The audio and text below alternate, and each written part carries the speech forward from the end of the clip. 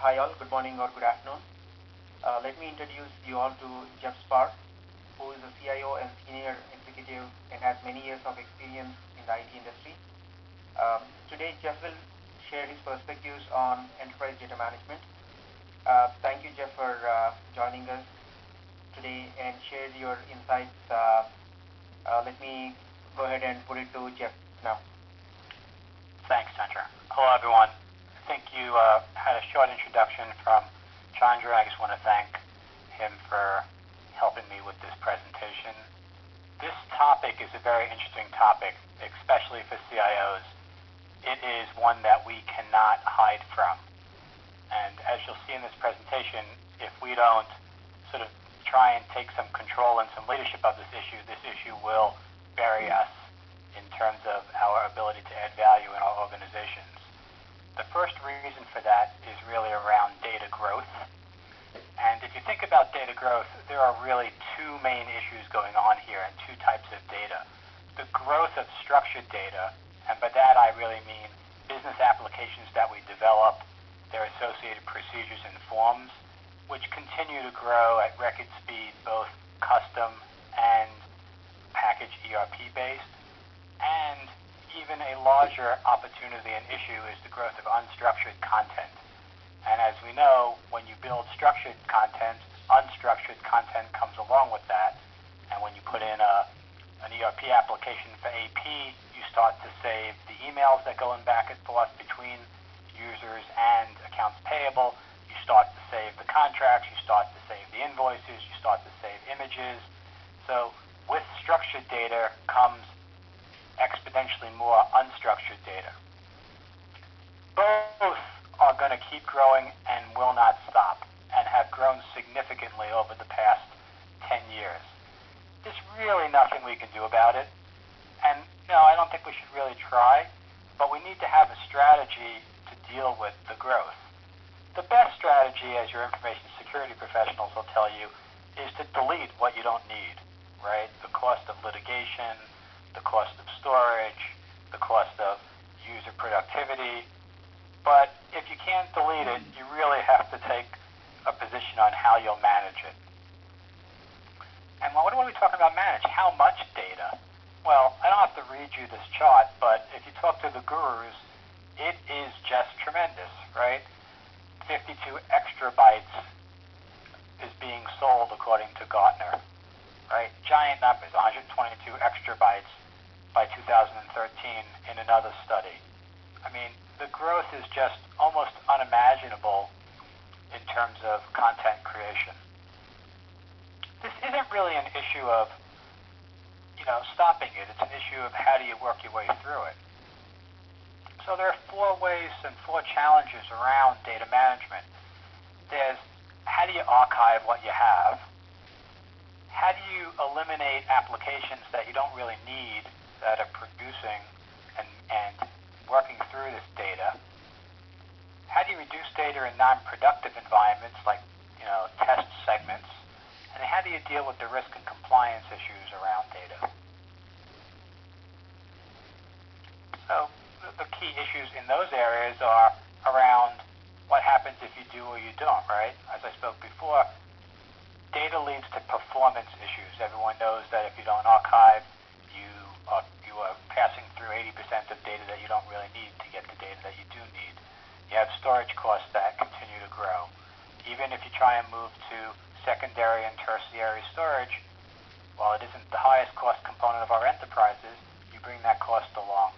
It affects the backup cycle and the backup windows, and even more important, the recovery cycle and the recovery windows. And it introduces us to a whole host of compliance and risk management issues. And most people know the most feared call, at least in my organizations, is when the chief legal counsel would come across my phone, because I knew that a simple question for him was going to mean reviewing a tremendous amount of data for me. So we talked about these issues a little bit already. Historical data is probably 80% of the data in our enterprises. Most of it is really read-only data. We're not doing a lot with it from an update cycle perspective. And it overloads our production systems because we have to sort of deal with it, even though we're not getting tremendous amounts of sort of day-to-day, transaction-by-transaction value from it. So this leads us to think about a few actions, right? We need to think about archiving and what are the tools and processes that we can use to drive archiving and really get beyond the fears, both technically of, oh my God, if I archive it, will I be able to restore it for my users? We need to look at our patterns in terms of data that we don't really use, and can we move it off to the side? And we need to implement information lifecycle management techniques and policies so that based on our policies, we delete and eliminate data, because we all know if your policy is to have 7 days of email, which we all would aspire to not have to keep history after history, if you have a policy, you can follow the policy, and until you have a policy, you really can't. So here's a quote from Tony Vaden, who's a CIO at American Tire, where he really thought about this issue. And his issue really was around how he started to think about archiving, and then he moved all the way after archiving to elimination. And it really helps us to think about the value of doing this over time.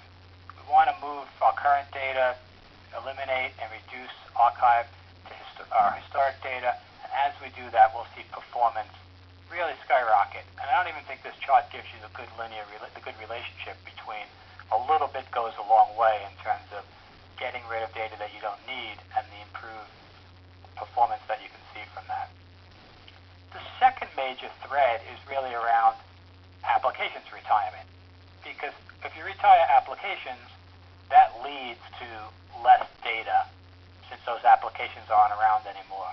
And the sort of the TCO that comes out of this is much greater, because if you reduce the cost of an application, you eliminate hardware, you eliminate maintenance on that hardware, you eliminate support costs, you eliminate administrative costs. I mean, everyone knows there's a clear ROI of doing that. So why don't we do it? Well, it's hard because you're always worried about what's going to happen in the future with the need for the data. And some of these rules and policies we've been talking about around setting up a much tighter perspective around ILM really helps you to think about how long after a merger and acquisition would you actually consolidate the data into an archive. Can you standardize and eliminate applications after you do an ERP upgrade? The number of times I've been in meetings where we moved to a new ERP system for financials, but the old financial systems had to stay around because someone was concerned that they would have a read-only issue or a compliance issue. So really pushing to move beyond that and moving that data into a read-only archive is the way to go.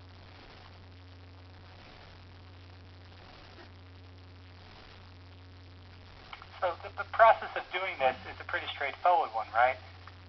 You look for the applications and you understand their usage patterns, looking for those that are the biggest users of processing or data/disk. Find the biggest ones that are going to have the biggest bang for the buck.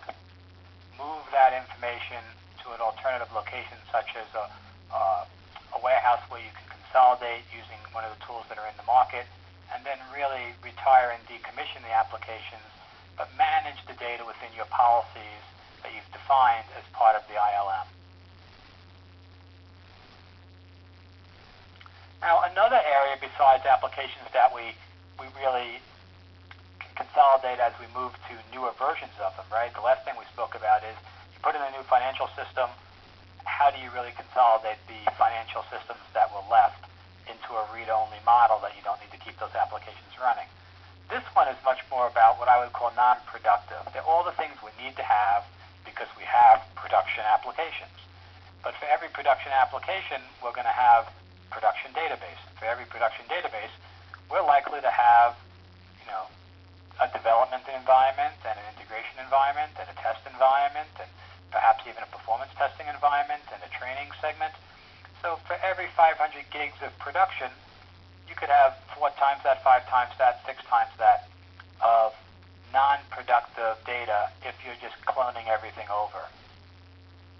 And so the question for that is, how do you really get the value from those environments but not move them over at 100%? So the issues of your storage is increasing as you have every production brings with it non-production requirements. You have the multiplier effect. This is really every application exponentially and testing. But it's not difficult these days to really subset the data. A 1 in 100 file approach for testing is very legitimate these days. Sometimes we'll get pushback from users, but really trying to have a toolkit or a set of capabilities in your environment and a policy that says for sub-environments, whether it's testing or staging, we're going to move the data only in a smaller subset, which may not be the same in all the sub-environments. One might be a 1 in 1,000, one might be a 1 in 100. And this will really help in terms of storage costs, performance, and productivity. The next area is around compliance and the amount of information that's out there every time we clone one of these databases, and the ability to hide that information in terms of working with outside vendors, outside partners, offshore, call centers. So when you think about your data, what can we do and how can we really drive further the non-productive copies and sometimes our test data for internal users to hide the amount of data that we have. So this could be for outsourcers or even if this is human resource data, our own IT organizations. And this brings in the ability to mask the information, which also not only does it lead to better information security, will reduce the amount of data that you need to have in these secondary systems. Depending on the type of industry, there's a lot of notification requirements, and depending on the state, it can even be more cumbersome and complex if you don't have these items masked and you have to send out notes to all of your customers. So, recapping a little bit on the risk and compliance, the issue here is really coming up with a strategy up front to mask sensitive data, doing it consistently across all of your businesses so you don't have to deal with all the different business rules that might be in place, and modeling that sort of approach for one application and using it across all of your instances. Now, data management is something that, it's been around for a while, but it's also starting to become more and more complex as we think about what's the future going to hold, right? So as we go to the cloud, I would think about if I was people on the call, as we go to the cloud and we start to move our data outside of our private networks, what are the issues here? So we have to sort of simplify the data management and consider what we're going to put in the cloud, how it's going to look when we put it in the cloud. And also, data management is good for not only cost, it's sort of like I have right here, green is good, because this is another way to really reduce redundancy, cost, disk usage. So it's sort of a good green use of IT.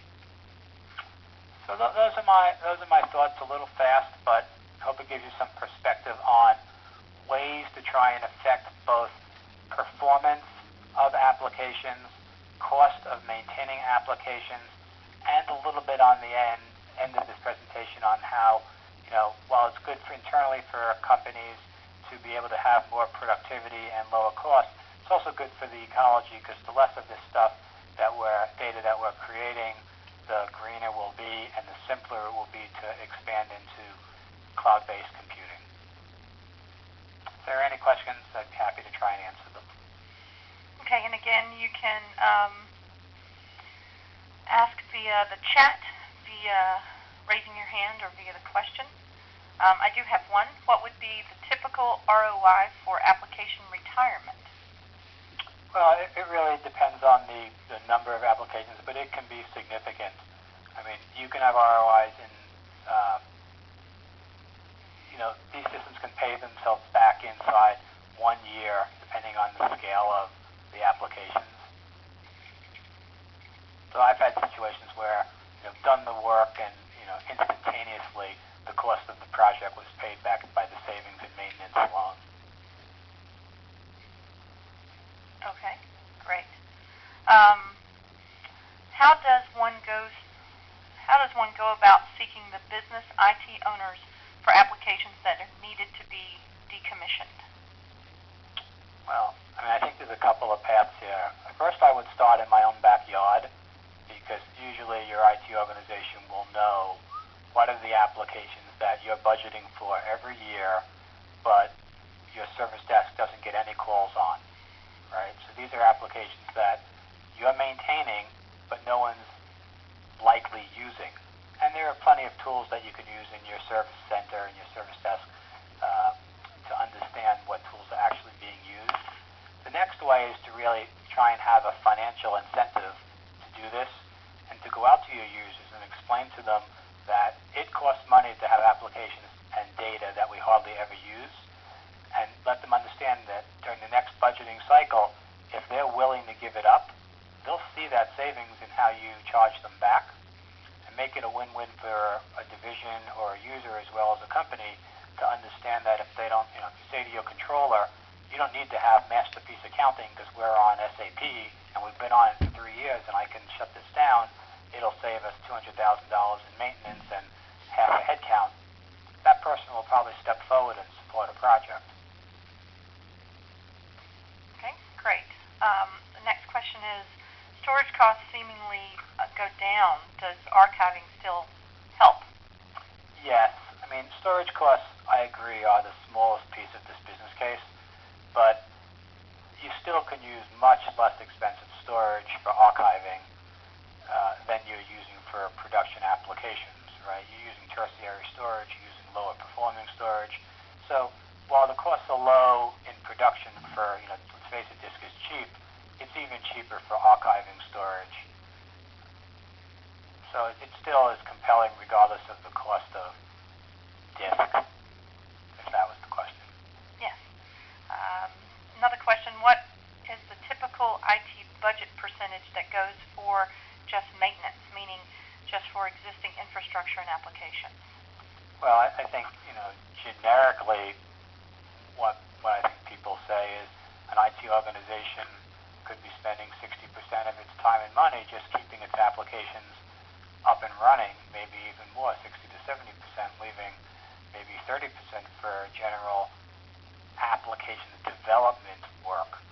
If you look at that 60 to 70% and you split it at 50-50, which has been my experience, 50% of the 60% is going against infrastructure maintenance activities, and the other 50% might be going against application maintenance activities. If you put pencil to paper and think about, is there a pilot you can do here, or a project that is going to have a high ROI, I'd be willing to bet that in any organization you'll find something that makes sense here, unless the company was started 2 years ago. And can you explain what you mean by read-only archival? Well, a lot of times when you put the data into different formats, you've lost your ability to run transactions against this data anymore. The data is available for reporting, but you're not going to go back and put accounting transactions against it after you've put it into the archive. But if you're doing all your transactions on an ERP system now, and you've just kept the data around because you're worried the controller will ask a question 2 years later, or because your accounts payable department has said, we need this data, we go back and reference it, that's when this is really ideal, because it's read-only and reportable in a much lower cost structure than if it's transactional. Okay, thank you. Any other questions? Again, you can ask them via chat, via the raise of the hand, or the question mark. Wait for just 1 second to see if there are any more that come in.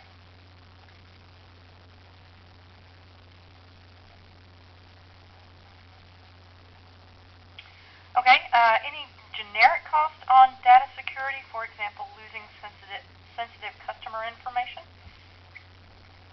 Well, I don't have a generic cost for that, but I would express that the quickest way to get to have your CEO in your office upset with you, if you want to put a cost on that, is to have one of these types of issues like losing sensitive customer information. So the less data you have rolling around the organization, the less data you have being sent off-site, the less data you have call centers and outsourcers looking at that they really don't need to look at, the much safer your organization will be. And, the much better off a CIO or an IT leader will be in terms of their relationship with the business, because we're really working to protect them from having that situation occur. Now, the cost of having one of these issues happen is, I can't put a dollar amount on it because it depends on the scale of the company, but a reportable event from a data incursion around call center data that someone was looking at that they weren't supposed to be looking at, it could be millions of dollars in legal costs alone, never mind all of the review work that the IT organization would have to do to make the data available and to parse it out so the lawyers could look at it. And then you have notification. In many states, you have notification issues, so you have to. We've probably all gotten the letters about, someone may or may not have looked at this data, and as a result, we're informing you and potentially giving you some form of protective action. So these things quickly scale out of control. Could you, what could be my data archival options outside of the read-only archival option you mentioned? Well, again, there are tools out there that will do both the read-only, that's the least expensive archiving option, but then there are just general archiving options that move the data to secondary and tertiary storage. You still can do transactions, you can pull the data back to work on it. So there's a spectrum of things that will occur, and they have a different cost profile in terms of, read-only options can end up with low-cost databases and more compressed formats. You read them with an open source tool, that kind of stuff. Transactional-based ones have a different profile that, all these same strategies exist, but the cost profile is more. Are you archiving database data to the cloud or just an unstructured data? I think you can archive it to any location. I think the question of putting data in the cloud is still has a different business case around it. It's not my expertise is not around sort of putting it in the cloud. When I have tried to put data in the cloud in the past through some of the services that exist out there, I think my experience has been that's been a tough business case, but I think it is part of the future for sure. But the pricing, I think, needs to move more into alignment with what we expect, what we see in terms of owning the hardware. There's definitely a risk mitigation issue around moving it to the cloud, and there's also a risk about putting it to the cloud. But the cost profile is a little unclear.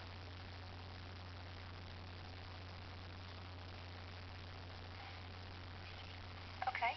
Any other questions for Jeff? What are some of the strategies around app decommissioning? So I think app decommissioning usually follows a process where you need to have a benefit to the community that's going to give it up.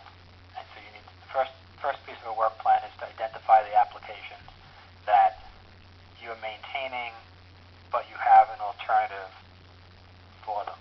The second piece around the business case is to understand the strategy is to understand what the savings could be from avoiding the hardware refresh cycle, reducing maintenance costs, right? Volume on your network, complexity of backup, cycle time. Once you have an understanding of that, you have to understand what's fixed and what's variable in terms of what costs will really go away. And once you know that, my strategy has been just to go back to the business in a very open and transparent way and explain the pros and cons of keeping it around, which is a perfectly acceptable business option, but has a cost and complexity, cycle time issue, and what would go away and therefore would find its way back to those users, even if it's not instantaneous, because sometimes you eliminate an application, but you may have stuff on maintenance or on depreciation, so it has to roll off. But what will go away over a period of time? And executives are business people and business people understand IT, so you can go have a very transparent conversation around it. I've seen that turn into business cases and projects to eliminate and to archive. Okay, thank you. Any other questions?